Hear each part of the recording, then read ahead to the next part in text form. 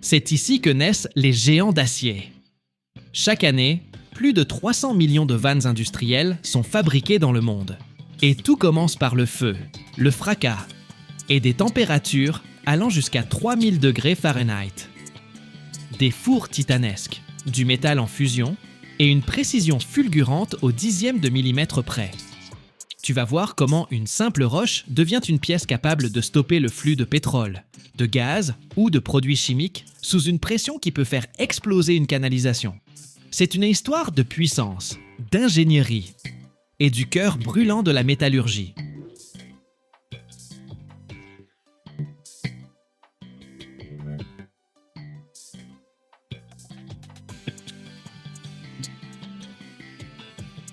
Dans les profondeurs de la Terre, à plusieurs centaines de mètres, d'énormes excavatrices arrachent la roche brute.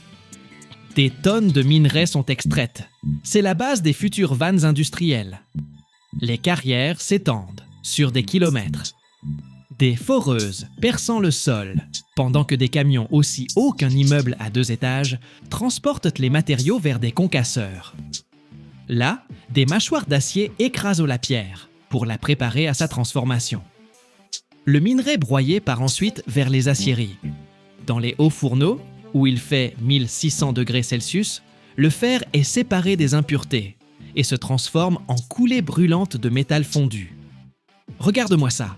D'immenses poches remplies d'acier liquide se penchent lentement pour verser leur contenu dans des moules. Des flammes, des étincelles, un vacarme assourdissant. Tout ça fait partie du processus qui donne naissance à un matériau capable de résister aux pires conditions.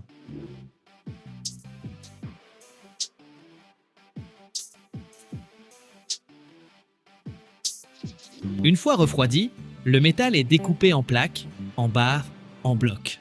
Chacune de ces pièces peut devenir une partie d'une vanne.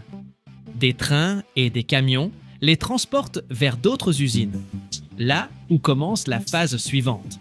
Transformer ce métal brut en mécanisme de précision. Tout débute par la conception. Les ingénieurs établissent un plan ultra détaillé, en prenant en compte la température, la pression, le type de liquide ou de gaz que la vanne devra gérer, et sa durée de vie. Si nécessaire, les prototypes sont testés sur des bancs spécialisés, qui simulent les conditions réelles d'utilisation. Et ce processus peut durer plusieurs semaines, voire plusieurs mois, selon la complexité de la vanne.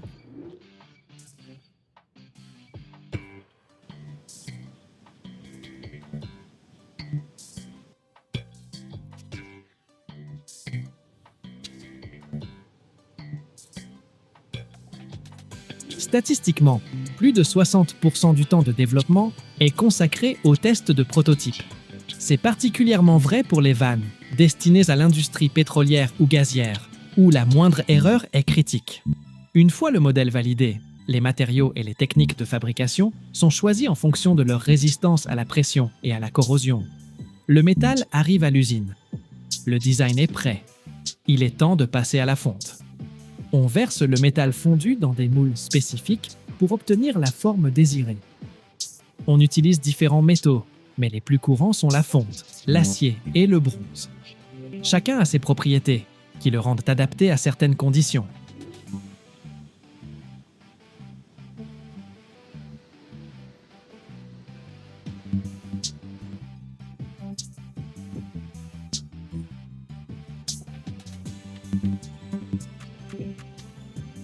D'abord, on chauffe le métal à des températures extrêmes. Par exemple, la fonte, l'acier ou le bronze fondent à plus de 1500 degrés Celsius. À cette température, le métal devient liquide et peut être coulé dans des moules spécialement conçus. Ces moules ont exactement la forme de la pièce à fabriquer, circulaire, plate, creuse, tout est possible. Ils sont fabriqués dans des matériaux ultra résistants, comme le sable ou le métal, pour supporter cette chaleur intense. Le moulage dans le sable est courant. On obtient des pièces faciles à usiner ensuite. Dans une grande usine de vannes industrielles, la fonderie est un vrai spectacle. Regarde ces blocs métalliques géants que la grue soulève dans les airs. Ils pèsent des centaines de kilos et brillent d'un éclat froid. La grue les amène doucement vers le four de fusion, chaque mouvement calculé au millimètre près.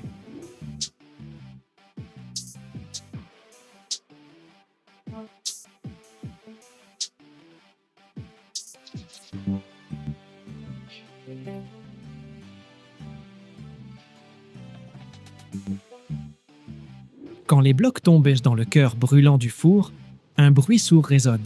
Puis, le métal commence à fondre. Il bouillonne, tourbillonne, comme de la lave en furie. La chaleur est telle qu'on la sent de loin, et la lumière orange te donne l'impression d'être devant les portes de l'enfer. Quand la consistance est parfaite, les opérateurs lancent la coulée. Un bras géant incline lentement le creuset. Une vague épaisse de métal en fusion déborde et remplit les moules en quelques secondes. Autour, de la vapeur s'élève. Même les moules réfractaires semblent au bord de fondre.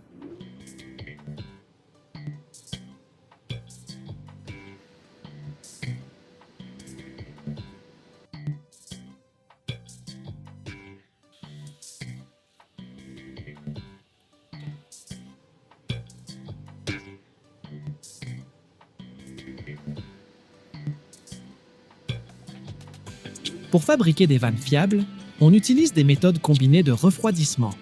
D'abord, on laisse les pièces reposer dans le moule. Puis, on les plonge dans des bains d'eau, d'huile, ou on les refroidit à l'air comprimé. Parfois, les pièces passent dans des fours à refroidissement progressif. C'est essentiel pour éviter les fissures et garantir une solidité maximale. Chaque pièce est ensuite nettoyée par sablage ou grenaillage, des jets puissants de sable ou de billes métalliques qui retirent les résidus de moule et la calamine. Pendant la fusion, la chaleur crée une couche d'oxyde sur la surface qu'il faut absolument enlever.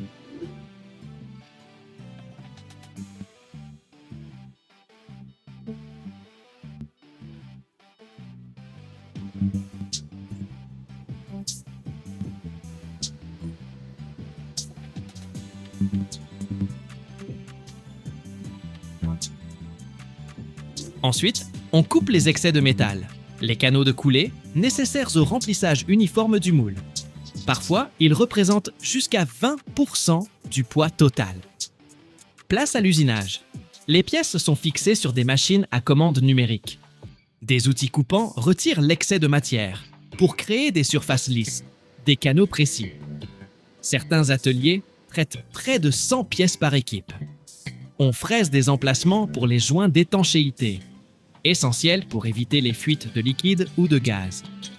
On perce les trous pour fixer les vannes aux tuyaux. Pour ça, on utilise des forêts ultra résistants, car la fonte et l'acier sont durs comme de la pierre. Le diamètre intérieur des vannes peut aller de 10 mm à plus d'1 mètre, et la marge d'erreur ne doit pas dépasser un dixième de millimètre. C'est de la haute précision.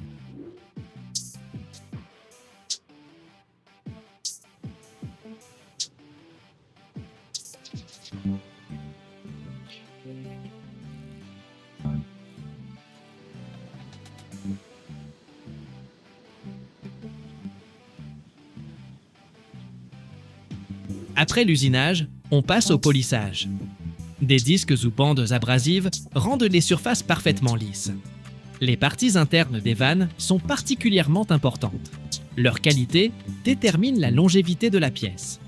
Quand les vannes sont destinées à l'industrie chimique ou alimentaire, on les polit jusqu'à brillance miroir, car là, l'hygiène est cruciale.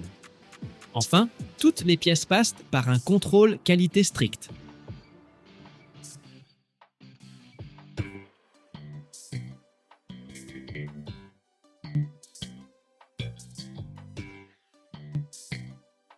Imagine plus de 4000 avions de combat, qui ne sont pas détruits, mais soigneusement stockés en plein désert. Incroyable, non? Et pourtant, ce n'est pas de la science-fiction, mais bel et bien le plus grand cimetière d'avions militaires au monde. La base de Davis-Monthan, aux États-Unis. Alors, pourquoi ne les envoie-t-on pas directement à la casse? Certains appareils attendent une seconde vie, d'autres sont démontés pour récupérer des pièces. Et d'autres, ultra secrets, ne peuvent tout simplement pas disparaître sans laisser de traces. Comment procède-t-on, au juste, pour détruire du matériel militaire? Pourquoi certaines machines sont-elles revendues, pendant que d'autres servent de cible à des missiles? Et surtout, qu'est-ce qui se cache dans ces compartiments top secrets des vieux chasseurs? Allons voir ça ensemble. La raison principale pour laquelle les avions de la base de Davis Monthan sont préservés au lieu d'être immédiatement détruits, c'est la possibilité de les réutiliser. Certains peuvent encore reprendre du service ou servir de banque de pièces détachées pour d'autres modèles. Une partie du matériel est parfois revendue à des alliés des États-Unis ou cédée à des pays partenaires, dans le cadre de programmes d'assistance militaire. D'autres appareils servent de cible pour tester de nouveaux missiles ou de modèles d'entraînement pour les techniciens et les pilotes. Par ailleurs, tout n'est pas mis au rebut tout de suite à cause de la bureaucratie, du manque de ressources ou de priorités différentes. Les avions peuvent ainsi rester stockés durant des années avant de partir au recyclage. Quant au climat sec de l'Arizona, il offre un gros avantage. Il évite la corrosion, permettant parfois de réactiver ces machines même après plusieurs décennies.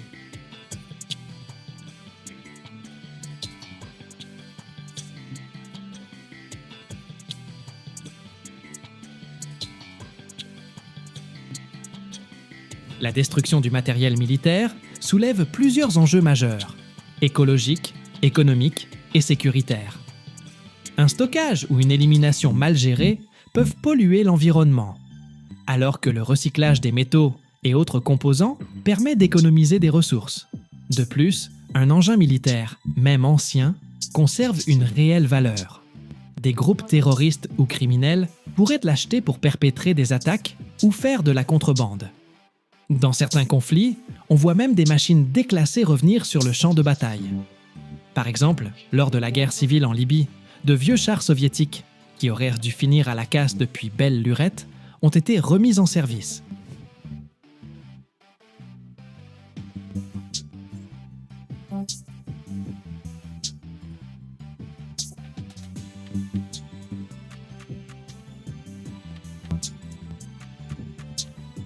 Après leur retrait du service, les appareils sont envoyés sur des bases spécialisées pour une inspection approfondie.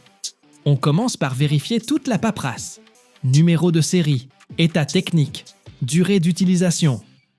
Ensuite, ingénieurs et mécaniciens examinent l'appareil de fond en comble. Usure de la structure, du moteur, de l'électronique, sans oublier l'armement. Si l'avion est toujours opérationnel, il peut être modernisé ou revendu à des alliés. S'il est jugé trop ancien ou trop endommagé, on le démonte pour en récupérer les pièces. Certains exemplaires finissent même dans des musées, des centres de formation ou chez des collectionneurs privés. Bien sûr, après retrait de tout composant confidentiel.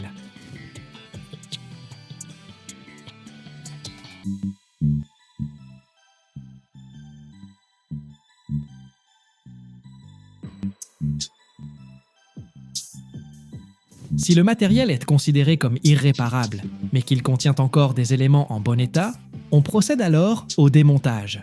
Des équipes spécialisées retirent les moteurs, les systèmes de navigation, les modules électroniques et même les plaques de blindage. Les moteurs peuvent servir à réparer d'autres véhicules similaires ou être reconvertis pour un usage civil. L'optique et l'électronique, elles, peuvent être réutilisées dans des simulateurs ou pour moderniser des systèmes existants. Certaines pièces sont revendues à des pays alliés ou même à des entreprises privées spécialisées dans la restauration de matériel militaire. Pour éviter toute fuite technologique, on détruit ou neutralise les composants classés secrets ou trop avancés, et on stocke le reste en attendant un usage futur.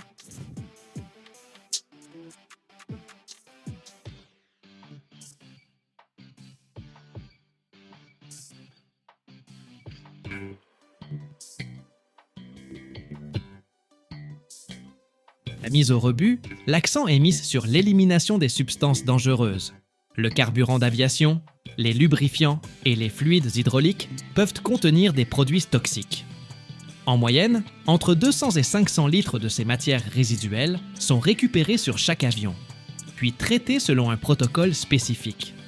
Les éléments électroniques de bord, susceptibles de contenir du plomb, du mercure ou du cadmium, constituent aussi un risque. Rien qu'aux États-Unis, on retire près de 500 tonnes de ces matériaux chaque année lors de la destruction du matériel militaire.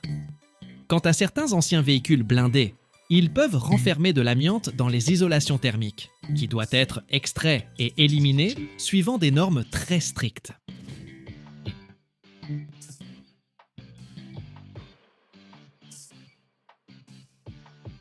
Tout ce qui relève de l'explosif, résidus de carburant de fusée, munitions, fait l'objet d'une procédure de neutralisation spéciale.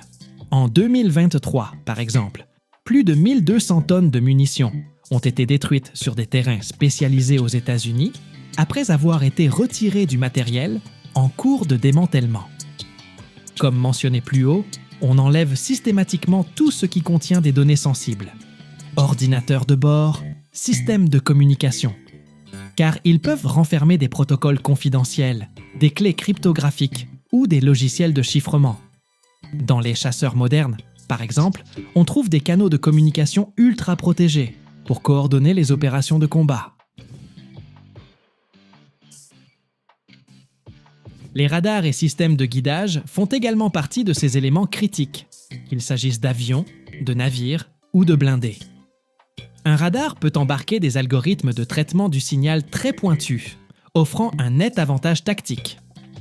En 2011, les États-Unis ont même détruit les restes d'un hélicoptère furtif qui s'était écrasé lors de l'opération contre Ben Laden, afin d'empêcher d'autres puissances de mettre la main sur ces technologies. Les systèmes de conduite de tir des chars, chasseurs ou navires contiennent des informations capitales, tactiques de combat, caractéristiques de l'armement, précision des tirs. Et bien sûr, on retire tous les matériaux spéciaux, comme le revêtement furtif des F-22 ou des B-2, dont la composition reste un secret d'État. Ces revêtements sont alors enlevés ou purement et simplement détruits.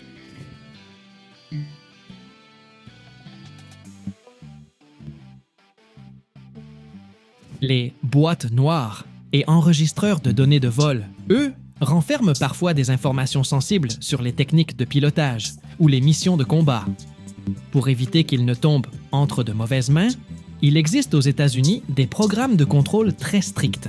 Parfois, on préfère même détruire l'appareil en entier lorsqu'un démontage sûr est impossible. De plus, un système spécifique met régulièrement à jour les logiciels de ces équipements afin de s'assurer qu'ils ne puissent pas être récupérés par des adversaires. Chaque engin militaire possède sa propre version secrète du logiciel, quasi impossible à restaurer après déclassement. Dans de nombreux pays, la destruction du matériel militaire est encadrée par des accords internationaux, comme les Conventions de Genève, qui veillent à ce que certains composants soient éliminés de manière sécurisée et à ce que l'environnement ne soit pas mis en péril. Par exemple, un véhicule militaire ne pourra être officiellement retiré du service tant que tous les matériaux toxiques n'auront pas été retirés. Tout cela prouve à quel point on prend au sérieux la sécurisation et la destruction de ce type d'équipement, et combien d'efforts sont déployés pour qu'aucune technologie ne tombe dans de mauvaises mains.